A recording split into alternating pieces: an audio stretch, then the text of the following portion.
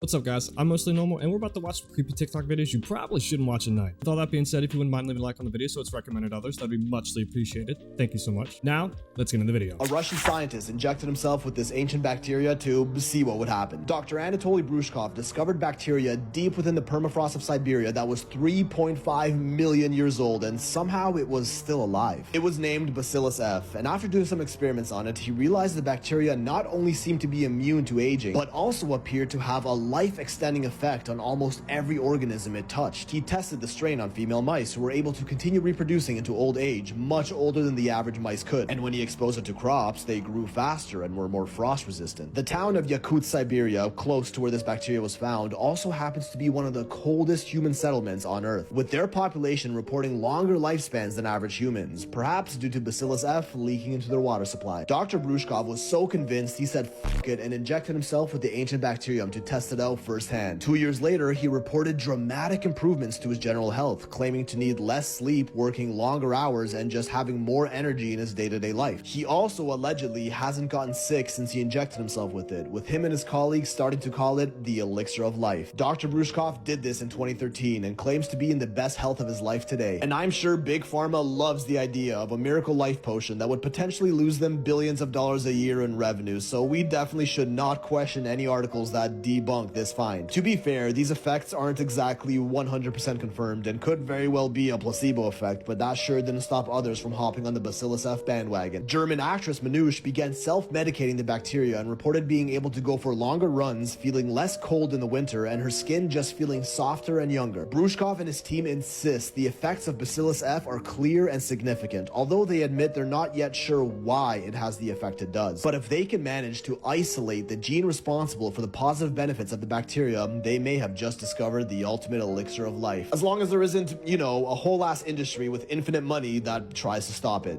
I'll tell you what, that's one bacteria I'm willing to inject right now. No, all jokes aside though, I don't understand how this scientist was just gut-worthy enough to just inject himself with the bacteria, just hoping that it actually worked. You know, props to him, and apparently it is working phenomenally. But it is true though, if they find a way to actually make this work for everyone else, I don't think Big Pharma would like that so much. He saw something that looked like a person, but as he went to check, Desert explorer the Trek Walker found an odd-looking pit nearby through Google Maps and decided to see what was inside. As the man arrives, he notices what looks like a planker person at the bottom, but doesn't get any response, so he goes down there. I thought it was just somebody standing there. Like, I just come up to this ledge, I'm the only one out here, and I see this, like, figure down there standing. It's kind of freaky, to be honest. After smelling what he describes as a dead animal, he tries to see what it is, but an alarm system starts going off. It smells terrible. It smells like a dead animal or something. Hear that? I feel like a beep. In my mind, I'm thinking, did I trigger an alarm or something like that? Scared, he climbs back up and finds out it's just his drone controller acting up. Now, as the man uses his drone to see what's inside, he makes an unsettling discovery. He finds this ominous monk statue at the entrance.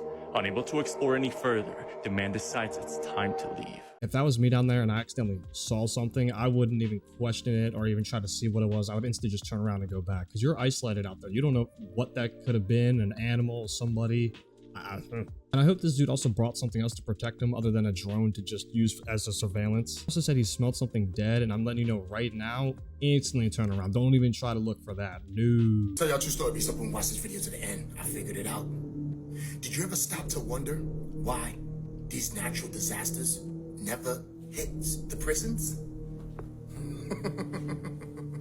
It's always around it, but never hits it. Shh. Shut up! I find that quite suspicious. In Florida. Shh. Shut up! These tornadoes, hurricanes, they seem to tear up everything around the world, but never seem to touch the prisons.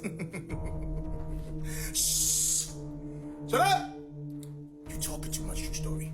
Stop playing with me, son. TikTok, this is for entertainment purposes only. I'm only talking about what goes on, okay? Think about it, guys. Because I know the people that would love for a natural disaster to happen. But I think it's very interesting that it never affects those areas. Of course not. They don't want those things, you know, getting messed up, people escaping, people finally being free. Shh. Shut up! So you mean to tell me these natural disasters choose exactly where they want to hit? Shh. That is kind of true. We barely do hear about prisons being hit by natural disasters, but I do know it is true that it does happen. There was one in Tennessee, a tornado hit there, and also in Dallas County Jail. And more things keep popping up, y'all, that are bringing more questions. Does anybody know what this is over here, y'all? This thing popped up on the beach on the Gulf side after Hurricane Helene came through and did her thing.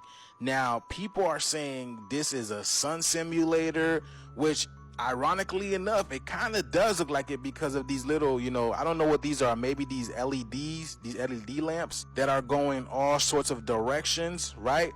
But yeah, y'all, this was found on the beach. Here go another angle of it so we can see more. But this right here reminds me of the Truman Show when that satellite fell out of the sky and Truman was very curious about what it was.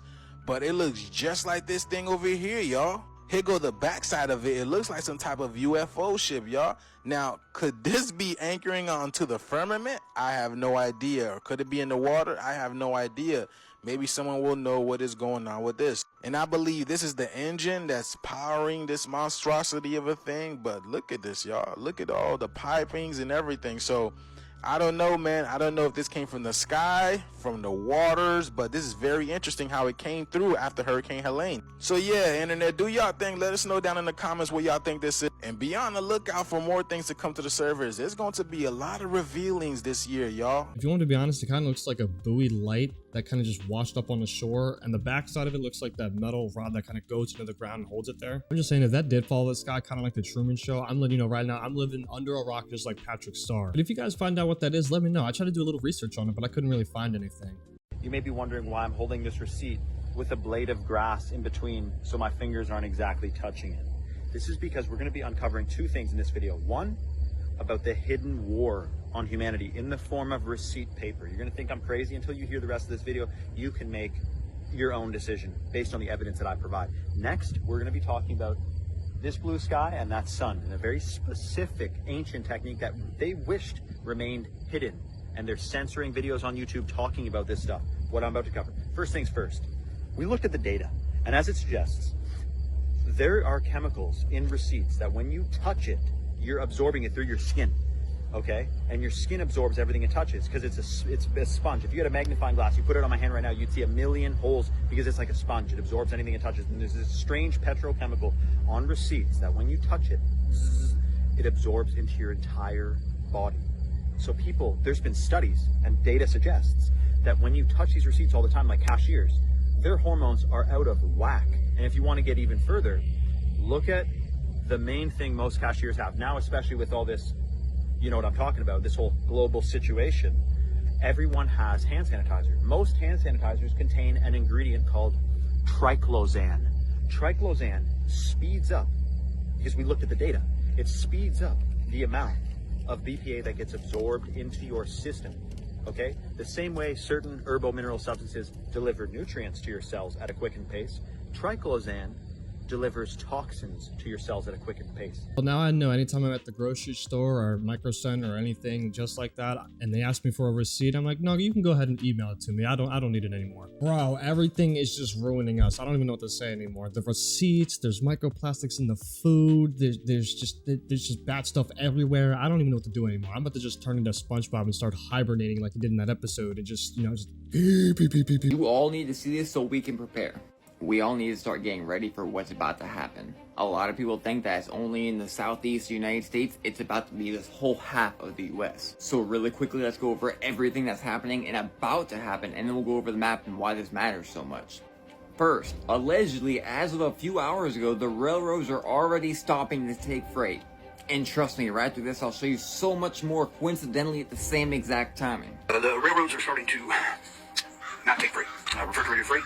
They are starting to leave that right where it sits. Already, right now, within this first red line you see right here, there is almost no gas, no water, no nothing, empty Walmarts, everything. Basically, half the population in these states don't even have power still. And it'll be weeks before they do have power. Let's get to this next line though. So you notice that other red line I showed you on the map. It's the whole East Coast, and over here by the Gulf, it's all filled up of all the ports that are going on strike October first. Not only will this cost $5 billion a day, look at the map. What do you know? The whole freaking East Coast and the Gulf is completely cut off. And then the whole Mid-Eastern over here in Tennessee, North Carolina, etc. is all cut off. Are y'all starting to see the problem? Half of the United States may not be able to get refrigerated goods unless they're coming all the way from the West Coast. Shipping ports along the East Coast, thousands are set to hit the picket line this Tuesday. I get the fair wages thing, but this is not a good time with what just happened with Helene. There's a possibility it could cut off half the food supply for half the United States. And just a coincidence, today we have the emergency broadcast system going off in the whole US. Unbelievable. Back to the map I made. We have all the ports in the Gulf and the East Coast completely closed. We have this section right here completely cut off, just straight water, demolished cities, nothing. Not to mention the shelter in place from Georgia from the biolab explosion. And as I've already told you, we are running out of everything right here. So if we can't get anything from the ports or from the railroads, where are we going to get it from? California, as well as a possibility of more hurricanes coming next week on the 5th. So I don't know what's going to happen, but I can tell you it's better to be safe than sorry. I have no idea how to prepare a stock for this. I have like 20 bucks in my bank account. I don't know what to do other than get a pack of licorice and a Red Bull. I'll be honest, I did not know this was happening. This is crazy. The whole east side is about to go on a strike, and I'm about to lose on my dairy products, man. I need my turkey sandwich. Now, all jokes aside, though, I hope everything does work out. I hope, the people do get the proper pay and higher pay that they need and all that, so we can eventually get everything working again, because we all need to be like one. You know what I mean? Like, we need to come together and get this thing fixed and worked out. When you find out the truth about conventional deodorants, you can't help but think, is there not an agenda to weaken us? Get this. Now, when you look at the ingredient label of a deodorant stick, you'll notice it says active ingredient. This is actually a partial list. Just like how laundry detergents have a proprietary ingredient list, so there's nothing on the bottle, it doesn't tell you what's in it because it's proprietary, the same goes with these. It's a little different, but they say active ingredients and there's some other ingredients they don't have to tell you about. But even with the ingredients that we can actually see, here's the problem. You cannot eat a stick of deodorant. If you did, you'd likely have to be hospitalized. So why are we putting it on our skin? Because your skin absorbs anything it touches. It may not seem like it, but when you put on deodorant, you are ingesting those chemicals and those ingredients. And in this case, it's your lymphatic system which is first absorbing these toxic ingredients, which gets deposited throughout your organs and can significantly disrupt the function of your endocrine system, your hormones, your brain function, and more. So what do we got? Aluminum, parabens. Okay, parabens disrupts your hormones, of course, which we just mentioned, which can lead to early puberty in children and an increased risk of unfortunate hormone changes. Also linked to birth defects and organ toxicity. And there's several others which have very unfortunate effects on the body. The question is, how is this not banned? So what am I supposed to do on my first date with a woman when she leans over and just smells me and realizes that I smell like the underside of a lawnmower? I mean, if you think about it, fresh cut grass smells kind of good, so I can rub that on my armpits. He's not lying, though. A lot of these chemicals are really, really bad for you. I just don't know the proper alternative to go about this. I know the perfect way to go about this. I'm just not going to move, and I'm not going to go into any hot areas so I don't sweat or just move any of my muscles, and I could just stand there like this, and I don't ever have to worry about smelling again. Stand like this all day. Cleveland, Ohio, who's been uploading videos of his stealth camping trips to his channel, The Northwest Wind, since 2016. For those of you who don't know, stealth camping just means parking your camper van pretty much anywhere without paying for parking, and people do it anywhere from residential neighborhoods to the middle of nowhere. In January 2024, Sam uploaded footage of his stealth camping trip to the woods in Cleveland, leaving his camper van at a local dog park a few hundred yards away. On his way into the woods, he finds a camping tent that's been shredded to pieces, which is honestly a little creepy, but he keeps going anyway. After setting up his tent in the woods, he starts cooking dinner on a camping stove. As the sun starts to set, he sees a couple of people walking by the campsite, and this is when he mentions that he's getting a bad vibe and feels like he's possibly in danger from them.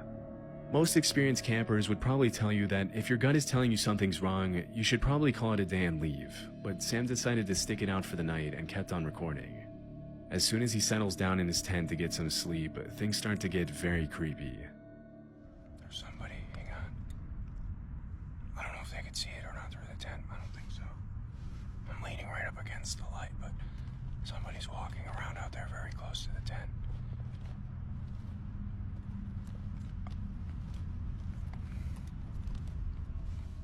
As the seconds pass by, the footsteps outside seem to get louder and louder. At one point, Sam calls out to whoever's out there, but at first he doesn't get a response. It's only after he calls out for about the 5th time that every camper's worst nightmare starts to become a reality for Sam. They're walking around outside in circles.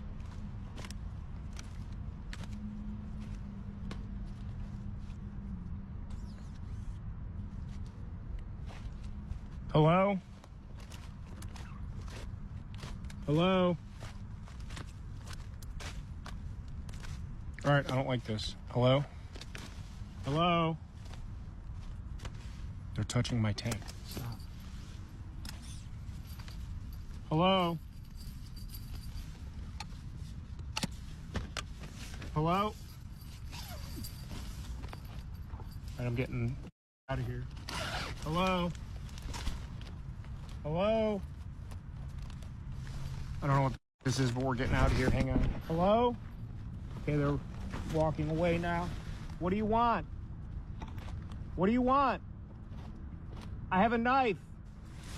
Where's my knife? You're with me. With me here. Holy crap. Get away. What do you want? Hello? I can't see you. Hello? All right, I'm getting out of here. We're getting out of here. One thing that a lot of people in the comments of Sam's video have pointed out is that if you're being stalked or attacked by a stranger in the middle of the woods, it's probably not a good idea to show weakness by saying things like, "I can't see you, I'm spooked, and I don't like this." After this, the attackers apparently leave the campsite, but as soon as he steps out of the tent, Sam sees them standing eerily in the woods just a few feet away from him. They collapsed my tent on me. I don't know which way they went. I think they went this way. I see you. Get away!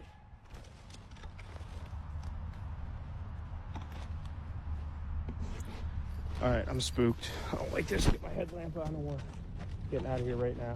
They're just standing there. They're just standing there. What do you want? Leave me alone! Completely freaking out after the disturbing encounter, he obviously decides to call it a night and head back to his van in the park, but things only continue to get worse for Sam. All right, they're moving again. I don't know. I'm getting out of here. We're going. I'll come back for this some other time.